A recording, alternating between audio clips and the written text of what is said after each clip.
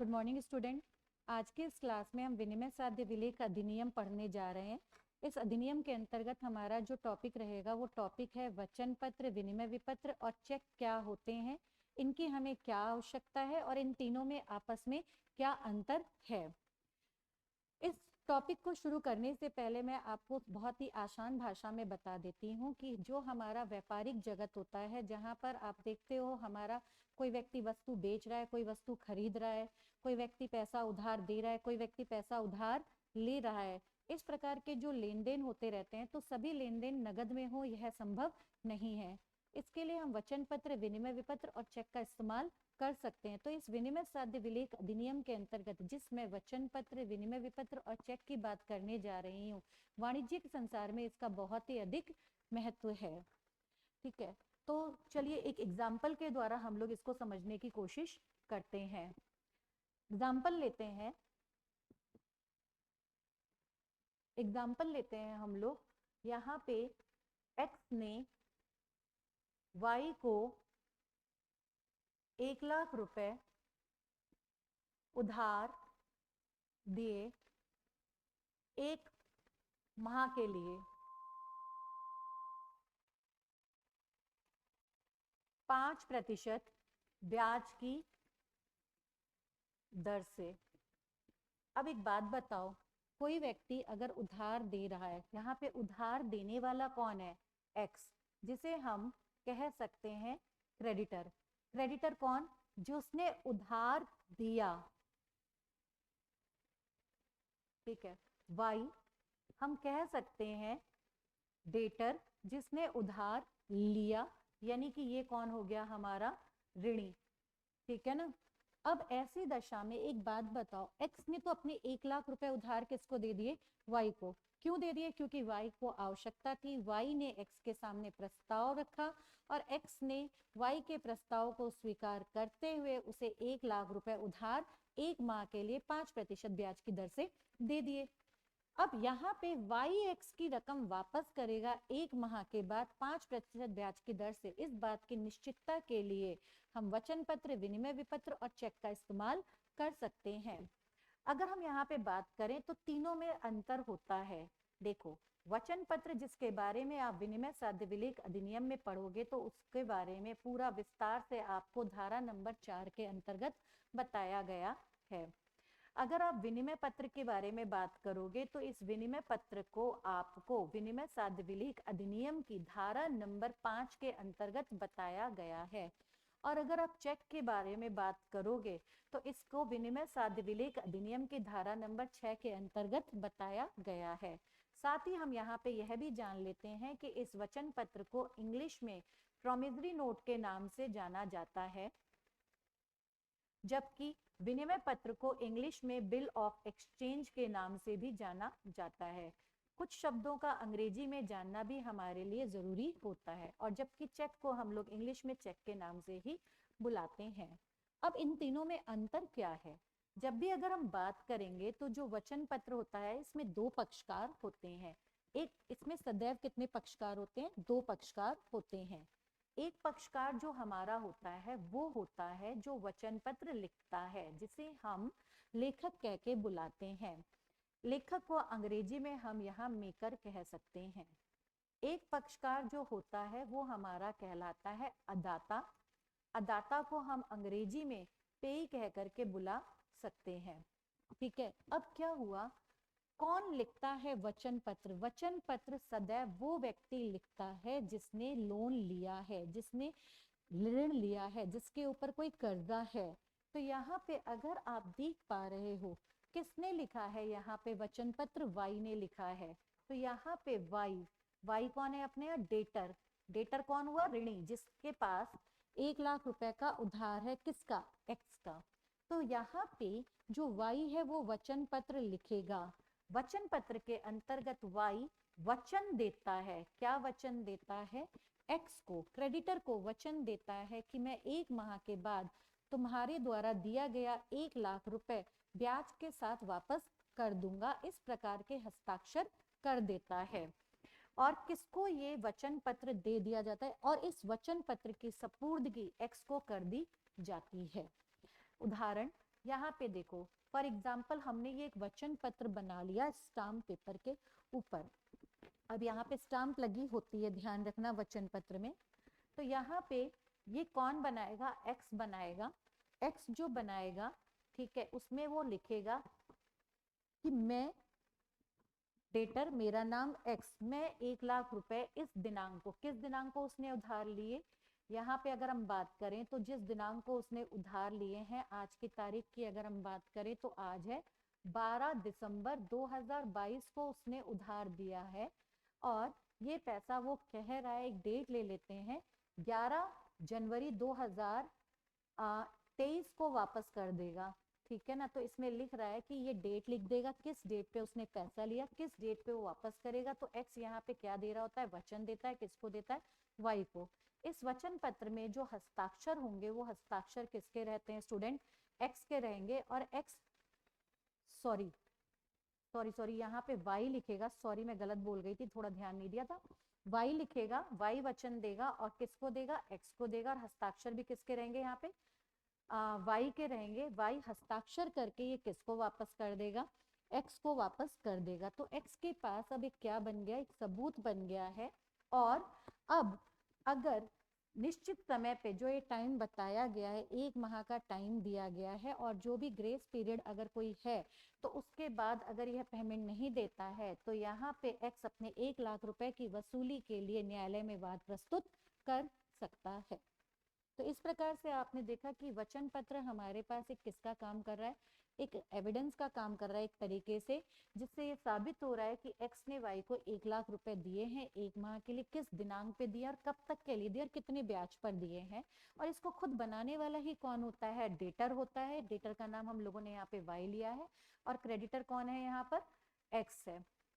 इतनी बात सब लोग समझ गए ना। इसके पास ही सपूर्दगी रहेगी, वचन पत्र इसके पास रहेगा, इतनी बात समझ गए। और यही अब क्या कहलाएगा, यही क्रेडिटर धारक कहलाएगा। धारक को हम अंग्रेजी में होल्डर कह सकते हैं। तो यह इस वचन पत्र में लिखी हुई रकम का वसूल करने का हकदार हो गया। अगर हम यहाँ पे बात करें विनिमय पत्र के लिए, किसके लिए बात करें स्टूडेंट, विनिमय पत्र के लिए बात करें तो विनिमय पत्र में 3 पक्षकार होते हैं, ठीक है। एक होता है आपका आदेशक। आदेशक को हम ड्रॉवर कह के बुला सकते हैं। विनिमय पत्र में आदेशक सदैव कौन होता है, क्रेडिटर, जिसने उधार दिया। और उधार यहाँ पे कौन दे रहा है, एक्स दे रहा है, ठीक है। दूसरी पक्षकार होता है इसमें आदेशती। आदेशती को हम क्या बुला सकते हैं, ड्रॉई। किसको आदेश दे रहा है ये, यहाँ पे वाई को। आदेशती कौन होता है इसमें, हमेशा हमारे यहाँ डेटर। और एक्स कौन है हमारे यहाँ पे क्रेडिटर। और तीसरा पक्षकार होता है अदाता। अदाता कौन होता है इसमें, पेई ही होता है, जो कौन है हमारे यहाँ एक्स। तो देखो ध्यान से सुनना, दोनों में अंतर क्या आ रहा है। दोनों में आप देख पा रहे हैं कि पक्षकार तो वही हैं, लेकिन लिखने का तरीका बदल गया है। विनिमय पत्र बिल ऑफ एक्सचेंज सदैव कौन लिखता है, वो लिखता है जो ऋण उधार दे रहा है, जो पैसा उधार दे रहा है। तो पैसा उधार कौन दे रहा है हमारे इस एग्जाम्पल में, एक्स ने पैसा उधार दिया है। तो एक्स लिखेगा, एक्स क्या लिखेगा कि भाई मैं एक्स 1,00,000 रुपए 1 माह के लिए इतने प्रतिशत ब्याज की दर से वाई को दे रहा हूं, जिसके मैं भुगतान का आदेश, तो ये कौन है, क्रेडिटर है, ये आदेश देगा, ये वचन नहीं देगा, ये आदेश देगा। कि किसको आदेश देगा, वाई को, कि तुम 1 माह बाद मेरा पैसा इस ब्याज की दर से वापस कर दो। एक स्टूडेंट ने सवाल पूछा, मैडम क्या अगर वाई 1 माह से पहले वैसा वापस करना चाहता है तो कर सकता है, कोई मना नहीं है। नाउ तो ये लिखने वाला कौन रहेगा, एक्स रहेगा।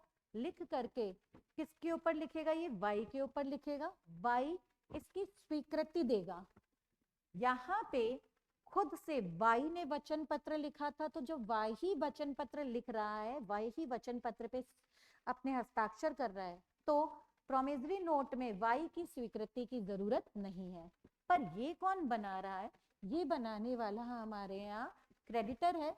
किसके ऊपर लिख रहा है, डेटर के ऊपर लिख रहा है, डेटर कौन अपने यहाँ वाई, क्रेडिटर कौन अपने यहाँ एक्स। तो इस वजह से भाई आप जिसको लोन दे रहे हो उसकी स्वीकृति चाहिएगी कि नहीं। ऐसे तो कोई भी किसी को लोन बता देगा मैंने दिया है, तो उसके हस्ताक्षर चाहिए कि नहीं, तो इसकी स्वीकृति लेगा।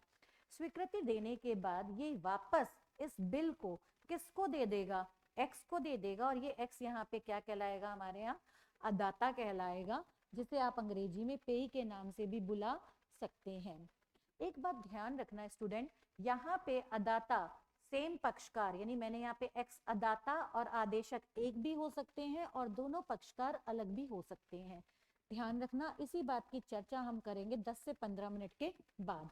अभी तक मैंने आपको बताया यहाँ पे आदेशक और अदाता आप देख रहे हैं दोनों पक्षकार एक हो सकते हैं और दोनों पक्षकार बदल भी सकते हैं। किस तरीके से, ये हम एक एग्जाम्पल के द्वारा 15 मिनट बाद समझेंगे। अब अगर हम यहाँ पे बात कर ले सरल भाषा में, तो धारा नंबर 6 जो किसकी बात करता है, चेक की बात करता है।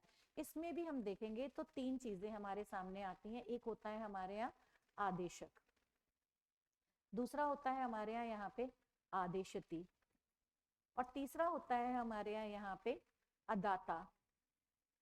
ठीक है, जिसे हम पेई कह के बुला सकते हैं, आदेशती को हम लोग यहाँ पे ड्रॉई कह के बुला सकते हैं, और आदेशक को हम लोग यहाँ पे ड्रॉवर कह के बुला सकते हैं। ठीक है, अब मेरी बात को ध्यान से समझना, बहुत ही एक इम्पोर्टेंट बात है। आदेशक, अगर मान के चलो एक्स ने भुगतान किसमें करा था, नगद करा था, ध्यान से सुनना, एक्स ने पेमेंट कैश दिया था, किसको दिया था, वाई को 1 लाख रुपए उधार, तो वाई ने क्या बना दिया, चेक। तो आदेशक कौन हो गया अपने यहाँ, वाई। आदेश किसको दिया जाएगा, बैंक को, तो वाई अपने बैंक को आदेश दे रहा है और ये चेक बनाकर वो किसको दे देगा, एक्स को। तो वाई अपने बैंक को आदेश दे रहा है कि जो डेट चेक में लिखी हुई है उस डेट पे अगर चेक कौन प्रस्तुत करेगा, जिसका नाम लिखा हुआ है चेक में, इसने किसका नाम लिख दिया, एक्स का नाम। ठीक है, चेक ब्लैंक भी हो सकता है, बिना नाम के भी हो सकता है, पर अभी चर्चा नहीं करेंगे। हम मान के चलते हैं यहाँ पे जो चेक का स्वरूप है कुछ इस तरीके से बनाया गया। ठीक है, किसने, एक्स ने वाई को 1 लाख रुपए नगद दे दिए 1 माह के लिए।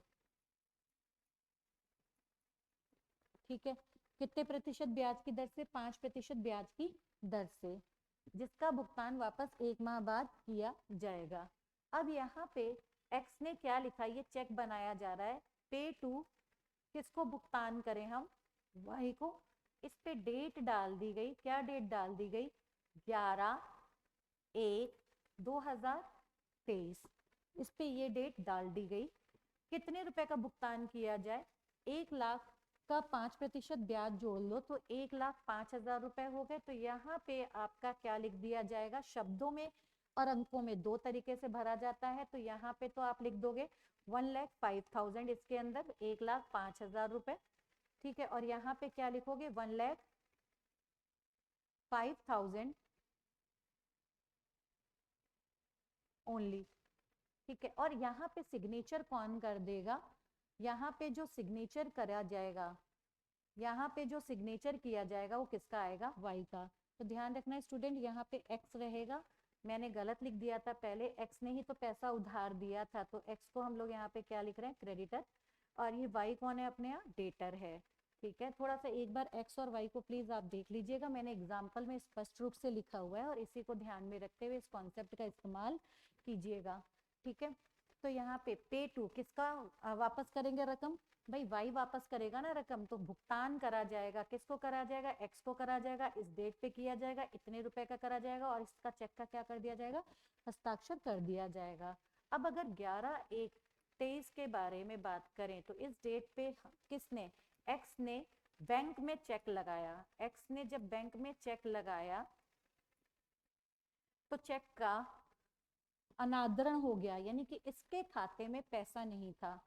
चेक का क्या हो गया, एक्स ने जब बैंक में चेक लगाया भुगतान कराने के लिए, ठीक है ना, तो उसका क्या हो गया स्टूडेंट, अनादरण हो गया। अनादरण का जो कारण था, अनादरण माने डिसऑनर हो गया चेक, अनादरण का जो कारण था वो कारण यह था कि वाई के खाते में पर्याप्त रकम नहीं थे।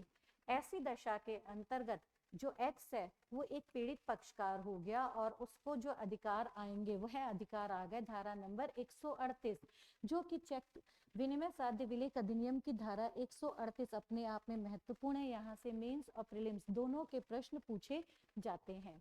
अगर हम अपने टॉपिक पे वापस जाते हैं तो टॉपिक पे जब हम वापस जाते हैं तो आप देखने को मिलेगा आप लोगों को धारा नंबर 138 अगर जब आप उठा करके पढ़ते हो तो जब 138 आप उठा करके देखते हो बेरक से अगर आप पढ़ते हो तो धारा नंबर 138 के अंतर्गत स्पष्ट प्रावधान दिए गए हैं।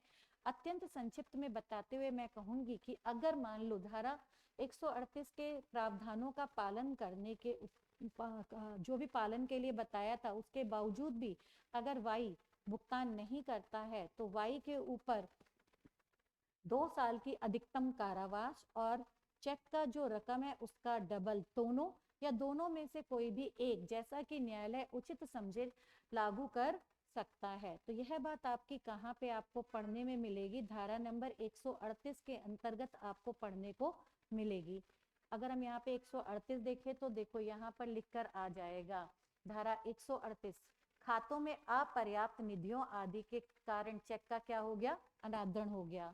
तो यहाँ पे वाई ने जो उधार लिया था 1 लाख रुपए चेक बना करके दिया, किसको, एक्स को दिया।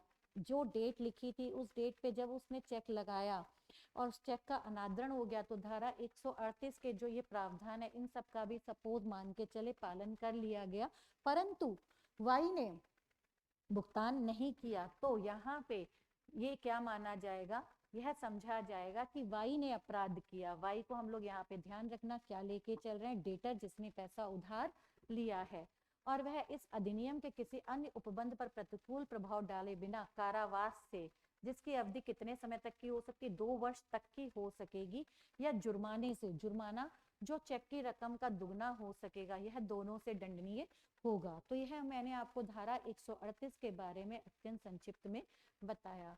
तो स्टूडेंट सभी लोगों को भय रहता है इस बारे में कि भाई अगर मान लो पैसा उधार ले लिया यहाँ पे किसने, वाई ने, और अगर समय पे वो उसको वापस नहीं करता, चेक का अनादरण करता है तो धारा 138 एक्स के हितों का सुरक्षा करती है, प्रोटेक्ट करती है। वाई को यहाँ पे यह एक चेक का डिसऑनर अपराध माना जाएगा और इसके अंतर्गत 138 बताता है कि वाई को अधिकतम कारावास 2 वर्ष की, चेक का जो रकम है यानी 1,05,000 इसका डबल रकम दोनों से दंडनीय किया जा सकता है, दोनों में से किसी एक से भी दंडनीय किया जा सकता है जैसा कि न्यायालय उचित समझे। तो अभी हम अगर वापस करें टॉपिक पे तो एक्स ने वाई को 1 लाख रुपए उधार दिए थे 1 माह के लिए। कब दिए थे एक्स ने, जो डेट लिखी है 12 दिसंबर 2022, जिसको वापस कब करा जाएगा 11 जनवरी 2023 को। इसके लिए मैंने आपको वचन पत्र, विनिमय पत्र और चेक में समझाते हुए बताया। मैं दोबारा से अपनी बात को रिवाइज कर देती हूँ कि वचन पत्र जो लिखता है वो डेटर लिखता है जिसने पैसा उधार लिया। वचन पत्र में वह वचन देता है, अपने हस्ताक्षर करता है कि मैं 1 लाख रुपए 5% ब्याज की दर से इस दिनांक पर देने का वचन देता हूँ। वचन पत्र पर अदाता जो क्रेडिटर है जिसने पैसा उधार दिया उसके हस्ताक्षर लेने की जरूरत नहीं है। वचन पत्र की सपुर्दगी अदाता यानी कि जो क्रेडिटर है उसको ही दे दी जाती है ताकि उसके पास एक एविडेंस यानी कि सबूत बन जाए। अगर जो वाई है समय पे उस रकम को वापस ना करे तो न्यायालय में उसे प्रस्तुत करके अपने रकम की वसूली कर सकता है। ठीक है, यहाँ पे मैंने वचन पत्र के लिए एक एग्जाम्पल लिखाया था जिसपे आपका स्टाम्प लगा हुआ होना चाहिए। विनिमय पत्र के अंतर्गत 3 पार्टियां मैंने अभी तक जो समझाई उसमें आदेशक, आदेशती और अदाता लिया। आदेशक को हम लोग इंग्लिश में ड्रॉवर कहते हैं। आदेशक वो व्यक्ति होता है जिसने पैसा उधार दिया। यहाँ पे आप देख पा रहे हैं इस एग्जाम्पल में पैसा उधार किसने दिया है, एक्स ने दिया है। तो बिल में सदैव आदेशक में उसी व्यक्ति का नाम लिखा जाएगा जिसने उधार दिया। बिल किसके ऊपर लिखा जाएगा, आदेशती के ऊपर जिसने उधार प्राप्त किया है। बिल में जिसने आदेशती ने उधार प्राप्त किया उसकी स्वीकृति लेना जरूरी होता है, नहीं तो हम किसी के ऊपर भी लिख सकते हैं बिल और मान सकते हैं कि भाई तुमने लोन लिया। तो ये मैंने आपको सरल भाषा में यहाँ पे समझाया। 9 आदेशती के बाद फिर यही बिल की सपुर्दगी किसको कर दी जाती है, अदाता को कर दी जाती है। अदाता इस दिनांक को अपना पैसा वसूल करने का अधिकार रखता है। इस दिनांक से पहले भी अगर डेटर चाहे तो क्रेडिटर को रकम वापस कर सकता है इस दिनांक से पहले, लेकिन क्रेडिटर डेटर को नहीं कह सकता अपवादों के अलावा। ठीक है ना, तो ये है। यहाँ पे साथ में एक और एग्जाम्पल के द्वारा हम समझेंगे जिसमें आपको दिखाया जाएगा टॉपिक में कि आदेशक और अदाता, यहाँ पे तो आप देख रहे हैं दोनों एक ही पक्षकार है, एक्स और एक्स, लेकिन जब मैं दूसरा एग्जाम्पल लूंगी तो वहां पे हम लोग अदाता को जेड बना देंगे। कैसे, ये टॉपिक के साथ चलेंगे 5 मिनट बाद। अब चेक की अगर हम बात करें तो चेक में आपने देख लिया, चेक में यहाँ पे उधार जो दिया था एक्स ने, नगद दिया था, तब मैंने ये सिचुएशन बनाई है। ठीक है, एक ऐसी भी सिचुएशन होती है कि आदेशक और आदेता दोनों एक व्यक्ति भी हो सकते हैं। इवन आदेशक का यहाँ पे एक्स भी हो सकता है, कि यह सिचुएशन भी हो सकती है। कुल मिला के 3 सिचुएशन बन सकती हैं। वापस बोल रही हूँ, कौन कौन सी 3 सिचुएशन, जिसमें आदेशक और अदाता एक ही हो चेक में, दूसरा आदेशक एक्स हो और अदाता वाई हो, तीसरी आदेशक वाई हो और अदाता एक्स हो। तो ये 3 सिचुएशन बनती हैं चेक में, जिसे हम लोग विस्तार से क्लास में समझेंगे। अभी संक्षिप्त में यहाँ पे केवल इतना ही पर्याप्त है। तो यहाँ पे इस एग्जाम्पल के अंतर्गत हमने किसकी बात करी थी, इस एग्जाम्पल में हमने जो बात करी थी उसमें स्पष्ट रूप से कहा गया था कि जो एक्स है उसने वाई को नगद भुगतान दिया था कैश में।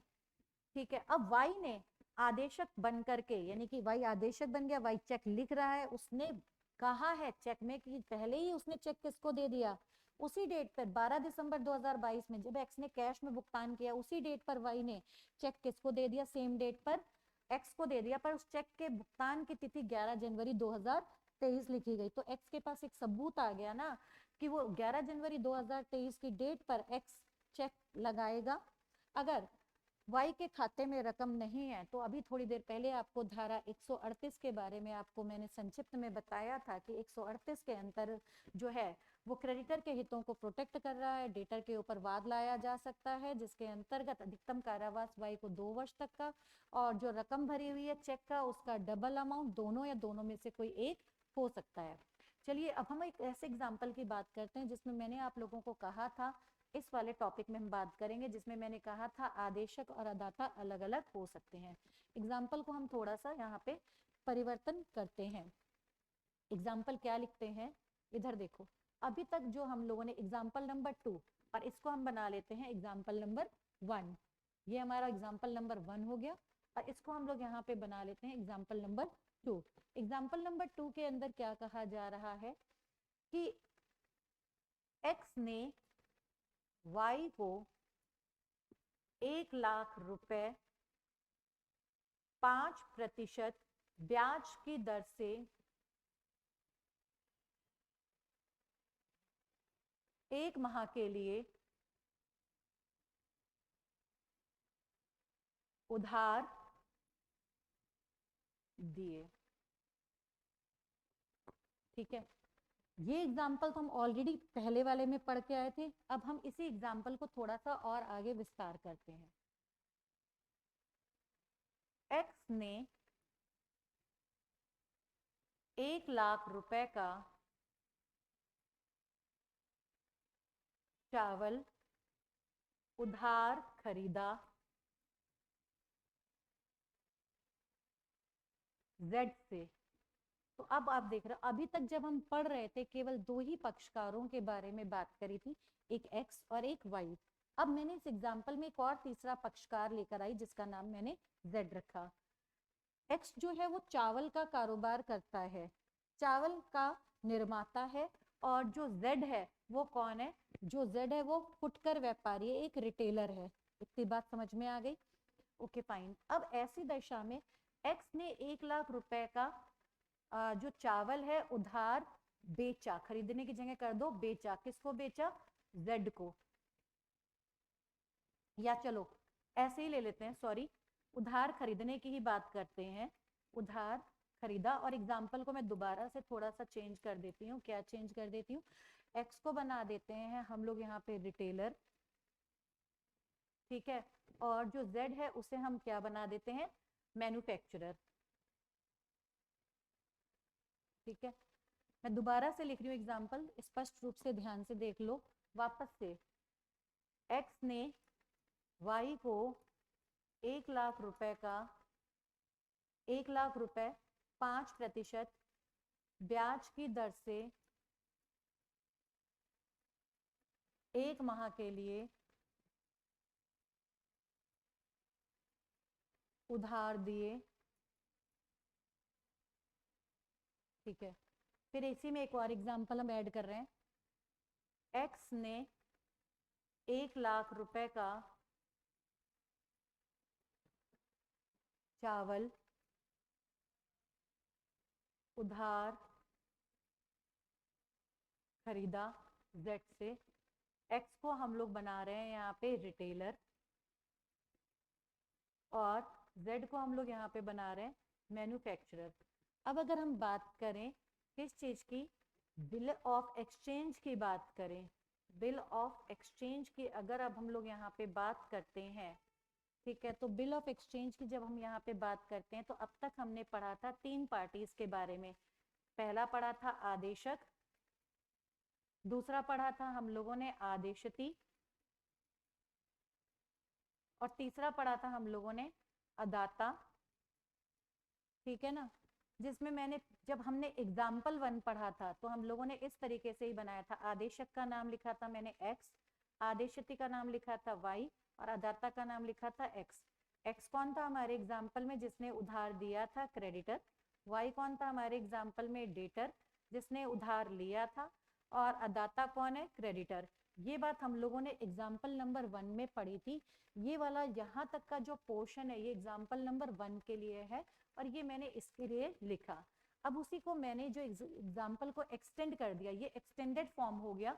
ठीक है, अब इस अगर एक्सटेंडेड फॉर्म में सेम इसी चीज को हम लोग देखें तो किस तरीके से लिखा जाएगा। ये तो एग्जाम्पल नंबर 1 के लिए हो गया, ये example number 2। Example number 2 example number 1 का ही एक्सटेंडेड फॉर्म है। अब अगर हम इसी को लिखें तो कैसे लिखेंगे, इधर मैं लिख रही हूँ ताकि आपको बात समझ में आ जाए।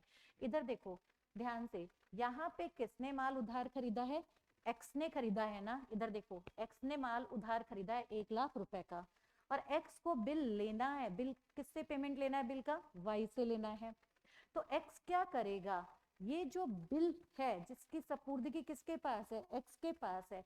एक्स इस बिल का अंतरण, जिसे हम कहेंगे एंडोर्समेंट, किसको कर देगा, यहीं से चल रहे हैं पॉइंट नंबर 4 में लेकर आ रहे हैं, किसको कर देगा, जेड को। जब ये सिचुएशन बन रही है तो ऐसी सिचुएशन में इस एक्स को यहाँ पे अब हम कहेंगे एंडोर्सर। एंडोर्सर कौन होता है, अंतरणकर्ता, अंतरण करने वाला। दोबारा बोल रही हूँ, अंतरणकर्ता, अंतरण करने वाला। एक्स ने अपने जो अधिकार थे वाई से भुगतान प्राप्त करने के, वह अधिकारों का अंतरण कर दिया। किसको कर दिया, जेड को। क्यों कर दिया, क्योंकि एक्स ने जेड से 1 लाख रुपए का उधार चावल खरीदा था, तो जेड को भी तो निश्चितता होनी चाहिए कि उसे भी 1 लाख रुपए का जो चावल उसने उधार बेचा भुगतान प्राप्त हो जाएगा। और जेड को यहाँ पे हम कहेंगे इंडोर्सी। इंडोर्सी को हिंदी में बोलते हैं अंतर्की, यानी कि अधिकारों को प्राप्त करने वाला। किसके अधिकार प्राप्त कर रहा है जेड यहाँ पे, एक्स के। इतनी बात क्लियर। और एक और बात कहलाएगा यहाँ पे, अब यहाँ पे जो जेड है यही इंडोर्सी भी कहलाएगा, और साथ में आपका धारक भी कहलाएगा। धारक को हम लोग बोलते हैं होल्डर। यानी कि अब जेड का अधिकार आ जाएगा रकम प्राप्त करने का, किससे प्राप्त आ जाएगा, वाई से। समझ गए। अगर वाई भुगतान नहीं करता, पहला राइट जेड का वाई से आ जाएगा, अगर वाई भुगतान नहीं करता तो फिर दूसरा राइट किससे आ जाएगा, उसका एक्स से आ जाएगा। इतनी बात ध्यान रखना। जेड को ही हम यथाविधि धारक के नाम से भी बुलाते हैं। यथाविधि धारक के नाम से भी हम किसको बुला रहे हैं, यहाँ पे ध्यान रखना। धारक भी यहाँ पे कौन बन गया हमारे यहाँ, जेड, और यथाविधि धारक भी हमारे यहाँ कौन बन गया, जेड। यथाविधि धारक का मतलब होता है प्रतिफल के बदले। प्रतिफल के बदले एक बात बताओ, एक्स ने अपने अधिकारों का हस्तांतरण जो जेड को किया है, क्यों करा है, क्योंकि जेड और एक्स के बीच में एक लेन देन हुआ। जेड ने उधार माल यानी कि चावल उधार बेचा, किसको, एक्स को, 1 लाख रुपए। अब कौन पेमेंट करेगा, एक्स करेगा। किसको करेगा, जेड को करेगा। तो ये एक प्रतिफल हो गया ना। एक्स के लिए प्रतिफल क्या हुआ, चावल, और जेड के लिए प्रतिफल क्या हुआ, 1 लाख रुपए। तो यथाविधि धारक के लिए प्रतिफल का होना अनिवार्य होता है, यह बात ध्यान में रखना। जबकि अगर हम केवल इस सिचुएशन में बात करें, इस सिचुएशन में बात करें केवल इस वाली में, तो यहाँ पे जो धारक था ये भी तो धारक ही कहलाएगा, पहले बताया था ना मैंने आप लोगों को। तो उसके लिए प्रतिफल का होना अनिवार्य नहीं होता है, ये बात ध्यान रखना। फॉर एग्जाम्पल, एक्स का बेटे का जन्मदिन है, एक्स ने एक चेक 10,000 रुपए का अपने बेटे को दिया, तो एक्स कौन हुआ? क्रेडिटर लिखने वाला। उसका बेटा कौन हुआ? डेटर, एक तरीके से चेक लेने वाला। पर यहाँ पे जो चेक दिया जा रहा है, भेंट स्वरूप दिया जा रहा है, तो यहाँ पे जो बेटा है वो धारक बन गया, पर यहाँ पे कोई प्रतिफल का होना जरूरी नहीं है, क्योंकि एक्स ने अपने बेटे के बर्थडे पे उसको 10 लाख रुपए का चेक 10,000 रुपए का चेक दिया था। तो ध्यान रखना, धारक की स्थिति में प्रतिफल का होना जरूरी नहीं है, पर यथाविधि धारक, जो धारक भी कहलाता है, उसके लिए प्रतिफल का होना जरूरी है। तो स्टूडेंट यहाँ पे ध्यान रखिएगा आप एक बात, जो मैंने एग्जाम्पल नंबर 1 लिया था, ये वाला एग्जाम्पल नंबर 1 लिया था, तो इस एग्जाम्पल नंबर 1 के अंतर्गत ये 3 पार्टी मैंने बताई थी आप लोगों को, और ये एग्जाम्पल 1 का एक्सटेंडेड फॉर्म है। इसी के अंतर्गत आप देख रहे हो जो एक्स जो यहाँ पे धारक कहला रहा है, वही यहाँ पे एक्स जो यहाँ धारक कहला रहा है, वो जब अपने हितों का अंतरण कर रहा है तो एंडोर्सर या अंतरणकर्ता कहलाएगा। किसको अपने हितों का अंतरण कर रहा है? जेड को कर रहा है। क्यों कर रहा है? प्रतिफल के बदले किया जा रहा है ये यहाँ पे, और जेड एंडोर्सी या अंतरती कहलाएगा। यहाँ पे एंडोर्सी भी धारक के साथ साथ यथाविधि धारक भी कहलाएगा। पर अगर हम इस सिचुएशन की बात करें तो यहाँ पे एक्स केवल धारक कहला रहा है, यथाविधि धारक नहीं कहला रहा है। अपवादों में हम लोग इसको बुला सकते, पर अपवाद अभी यहाँ पे डिस्कस करने की जरूरत नहीं है।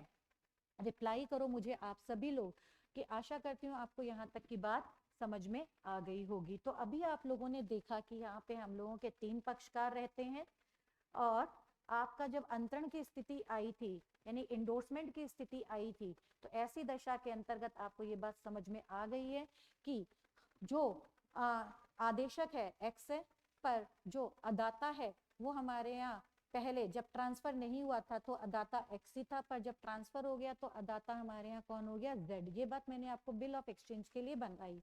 अगर कहीं पे भी वीडियो में डाउट आए तो आप वीडियो को बैक करके दोबारा से सुन सकते हैं। साथ में एक बात ध्यान रखना, थोड़ी देर पहले जब वीडियो की शुरुआत हुई थी तो मैंने एक्स और वाई में थोड़ा सा उल्टा बोल दिया था, तो प्लीज उसको थोड़ा सा इग्नोर करना, कई बार ऐसा हो जाता है। ठीक है, तो स्टूडेंट अभी आपको इतनी बात अच्छे से समझ में आ गई है। तो अब अगर हम देखें यहाँ पर, अगर हम यहाँ पे देखें तो और पढ़ के देखें तो आपको ये बात अच्छे से समझ में आ जाएगी कि विनिमय साध्य लेख पत्रों का अधिनियम किसी विशिष्ट राज्य का अधिनियम ना होकर एक वाणिज्य संसार यानी व्यापारिक जगत का बहुत ही महत्वपूर्ण अधिनियम है। यह अधिनियम हमारा 1881 में पारित हुआ था तथा 1 मार्च 1882 से लागू हुआ, और वर्तमान में अगर हम बात करें तो यह अधिनियम संपूर्ण भारत में लागू होता है। संपूर्ण भारत में जम्मू कश्मीर को भी सम्मिलित कर लिया गया है अब, राइट।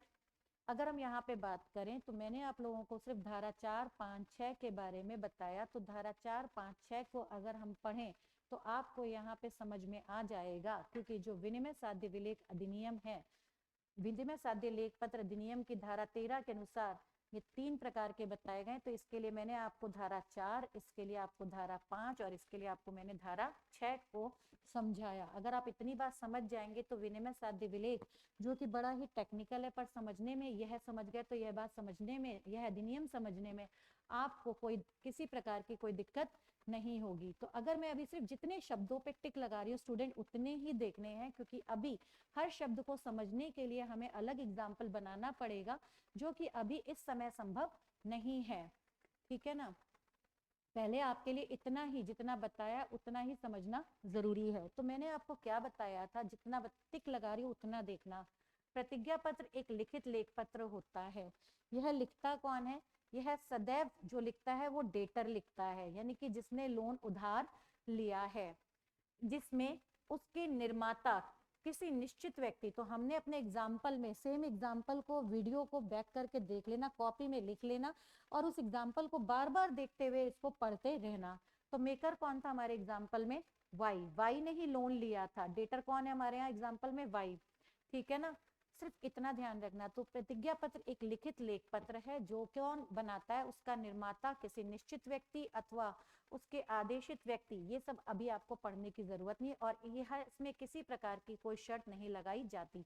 जितना ग्रीन कलर से हाईलाइटेड है केवल उतना देखना। इतना और समझाने के लिए मुझे अलग से उदाहरण देना होगा, जो अभी आपको पहले इतना जरूरी है वो बाद में आपको बताया जाएगा क्लास में। ठीक है, अगर हम देखें प्रतिज्ञा पत्र के अंदर क्या क्या महत्वपूर्ण लक्षण और विशेषताएं होती हैं। पहला बात, प्रतिज्ञा पत्र जिसे आप वचन पत्र भी बुला सकते हैं, इसका लिखित में होना आवश्यक है। केवल मौखिक को वचन पत्र नहीं माना जाता है क्योंकि उसका कोई सबूत नहीं है। दूसरा, इसमें प्रतिज्ञा का होना आवश्यक है। प्रतिज्ञा का मतलब क्या होता है, वचन, और यह वचन कौन देता है, डेटर देता है, ध्यान रखना। तीसरा, इसमें किसी प्रकार की कोई शर्त नहीं लगाई जाती है। फोर्थ, कौन सिग्नेचर करता है, डेटर साइन करता है इसमें जिसने पैसा उधार लिया है, क्रेडिटर इसमें हस्ताक्षर नहीं करता है। इसमें जितनी धनराशि की बात हुई है उस निश्चित धनराशि को जरूर लिख देना अनिवार्य है, ठीक है ना। नाउ इसमें लेखक और निर्माता एक निश्चित व्यक्ति होता है, यानी कि लेखक को यहाँ पे निर्माता कह के बुलाया जा रहा है। तो maker must be specified person, यानी कि किसने पैसा उधार लिया है वह एक निश्चित व्यक्ति होना चाहिए, और हमें पता है उसका नाम क्या है, हमारे एग्जाम्पल में वाई है। नाउ इस प्रकार से मैंने आपको यहाँ पर एक बात बताई। फिर यहाँ पे प्राप्तकर्ता, प्राप्तकर्ता एक निश्चित व्यक्ति होना चाहिए। पेई कौन था हमारे एग्जाम्पल में, एक्स, जिसे मैंने आप लोगों को पेई और अदाता कहते हुए भी लिखा था, ध्यान रखना, क्योंकि इसी ने पैसा उधार दिया था तो पैसा फिर ब्याज दर के साथ 1 माह वापस लेने का अधिकार इसका ही है, ठीक है। फिर इसके बाद डेट, इस पर नियत तिथि का लिखा रहना आवश्यक है। यह भी आपको मैंने बताया था किस दिन पैसा उधार दिया और किस दिन मिलेगा, ये बात ध्यान रखना है अपवादों के अलावा। नाउ भुगतान जो है वो देश की चलन मुद्रा में है। जब यहाँ पे अपने यहाँ जो करेंसी एक्सेप्टेबल है उसी मुद्रा में भुगतान किया जाएगा। इसके अलावा भारतीय मुद्रांक अधिनियम के अनुसार इस पे स्टाम्प लगा होना चाहिए और ये राशि के अनुसार होता है। नाउ बैंक नोट और करेंसी नोट इसमें नहीं आते। तो अभी आपने देखा, मैंने आपको संक्षिप्त के अंतर्गत वचन पत्र के बारे में कुछ उसकी विशेषताओं के बारे में समझाया। अब अगर हम यहाँ पे बात करें इसी तरीके से बिल के बारे में, तो विनिमय पत्र यानी कि जैसे बिल ऑफ एक्सचेंज मैंने बताया था, बिल ऑफ एक्सचेंज लिखा किसने था, बिल ऑफ एक्सचेंज लिखने वाला आदेशक कौन था, एक्स था। आदेशती कौन था इसमें हमारे यहाँ, जिसके ऊपर आदेश दिया जा रहा था भुगतान वापस करने का, वाई था। और अदाता जिसे हम लोग बात कर रहे थे पेई के लिए, वो कौन था स्टूडेंट, अपने यहाँ एक्स था।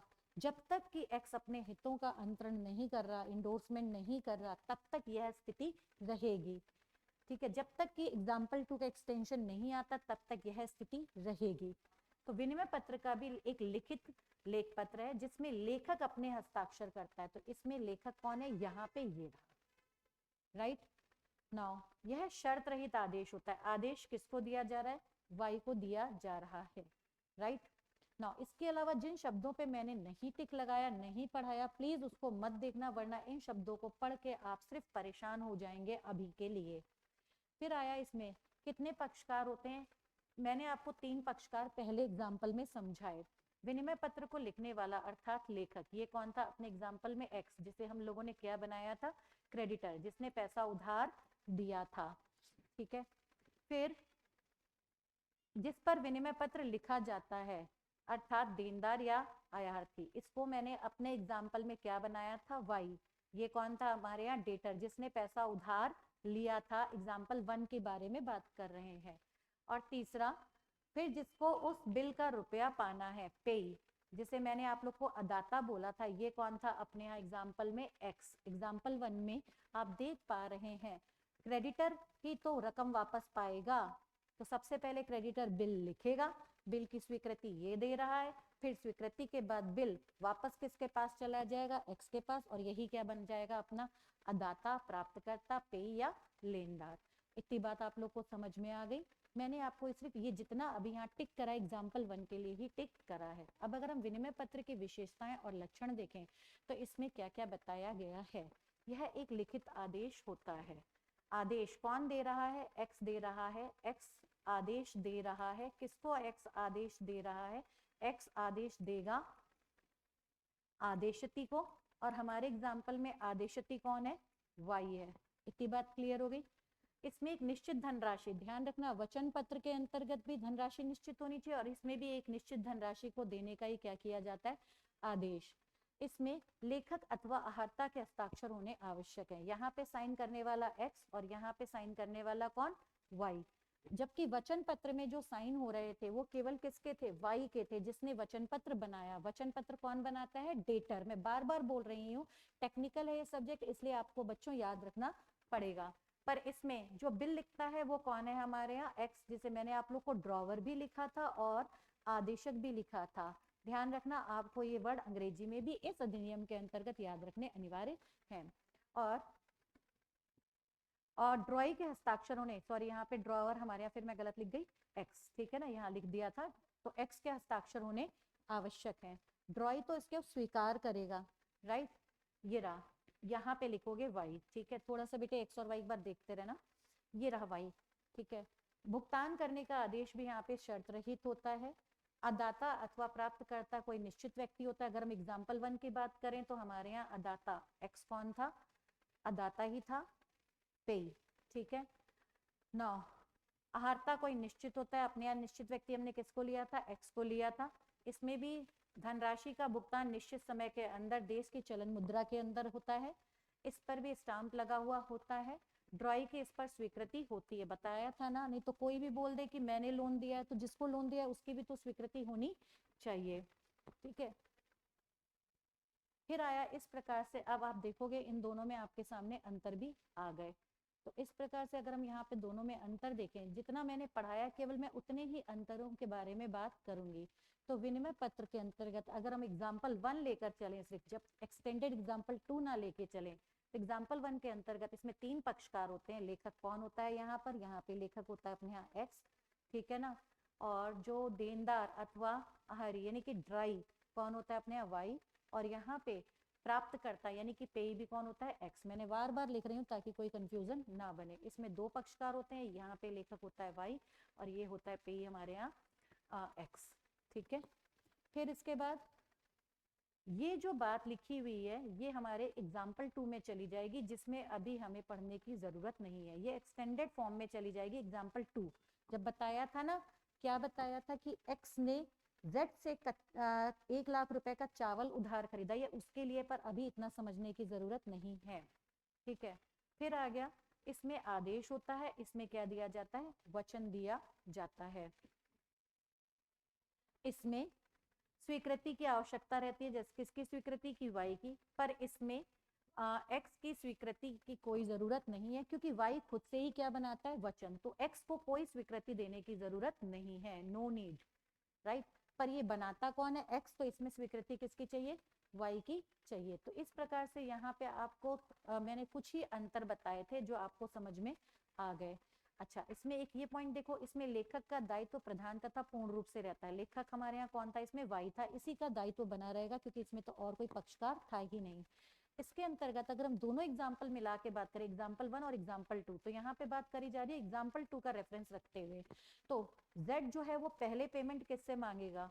Z जो पेमेंट पहले मांगेगा, Z पेमेंट मांगने जाएगा Y से, और अगर Y पेमेंट नहीं देता है तो फिर पेमेंट किससे मांगी जाएगी?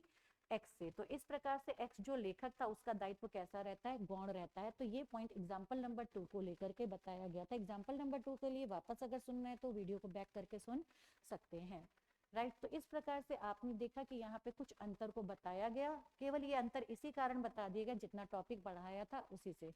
अब अगर हम बात करें चेक के लिए, नाउ चेक के लिए, तो चेक के लिए क्या कहा जाता है? यह भी चेक क्या होता है? एक लिखित आदेश। किसके ऊपर होता है? ड्रॉई के ऊपर।